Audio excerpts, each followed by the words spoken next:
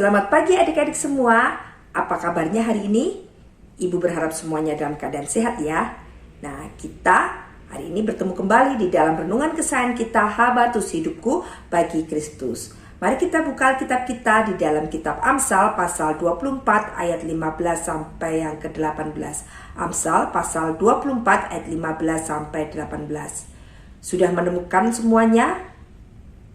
Ya, kalau sudah menemukannya, kita baca bersama-sama ya ayat-ayat ini. 3, 4. Jangan mengintai kediaman orang benar seperti orang fasik. Jangan merusak rumahnya. Sebab 7 kali orang benar jatuh, namun ia bangun kembali. Tetapi orang fasik akan roboh dalam bencana. Jangan bersukacita kalau musuhmu jatuh. Jangan hatimu beria-ria kalau ia terperosok. Supaya Tuhan tidak melihatnya dan menganggapnya jahat, lalu memalingkan murkanya daripada orang itu. Nah, hari ini kita diajar 2 hal oleh firman Tuhan. Yang pertama, bahwa seseorang yang melakukan kebenaran pada akhirnya akan mendapatkan keberhasilan. Meskipun pada awalnya dia mengalami kesulitan, pada awalnya dia mengalami kesusahan, pada awalnya mungkin dia tidak berhasil atau mengalami kegagalan. Bahkan mungkin ada orang-orang yang berlaku tidak benar, mungkin iri, mungkin tidak suka dengan orang itu, berusaha mencelakai dia. Tetapi karena orang tersebut selalu melakukan kebenaran, pada akhirnya dia berhasil dan memperoleh kemenangan. Ya, seperti apa yang dikatakan oleh firman Tuhan. Ya, dikatakan bahwa sebab 7 kali orang benar jatuh, namun ia bangun kembali. Jadi kalau kita ingin mendapatkan keberhasilan yang sungguh-sungguh di dalam Tuhan, maka kita sebagai anak-anak Tuhan harus melakukan kebenaran. Hidup benar di hadapan Tuhan. Ketika bersekolah, kita mengerjakan setiap tugas dan ujian-ujian yang diberikan oleh guru, PR ataupun pekerjaan sekolah, kita mengerjakannya dengan jujur ya, dengan kemampuan kita, tidak mencontek pekerjaan teman kita ya. Kalau kita melakukan semuanya dengan jujur dan mengerjakannya sendiri, maka kita akan semakin pintar, kita akan semakin mengerti apa yang dijelaskan atau diajarkan oleh Bapak Ibu guru kita. Nah, apalagi ketika kita bertanding dalam suatu perlombaan, kita juga harus berlaku sportif ya,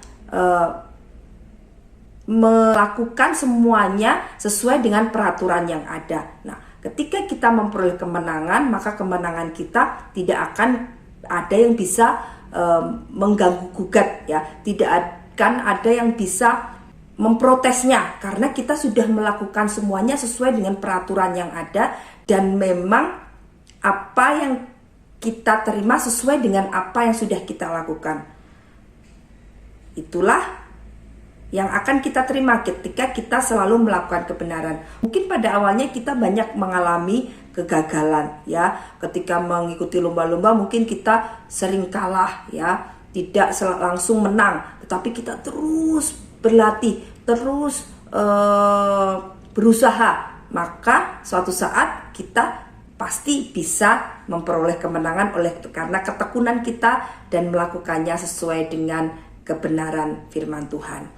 Hal yang kedua yang diajarkan firman Tuhan pada pagi hari ini adalah ketika musuh kita atau orang yang mengecewakan kita atau membenci kita mengalami kejatuhan, kita tidak boleh bersorak-sorai atau bersyukur atas keadaannya ya, tetapi kita mendoakan mereka supaya mereka tidak mengalami kesulitan, tidak mengalami kesusahan ya.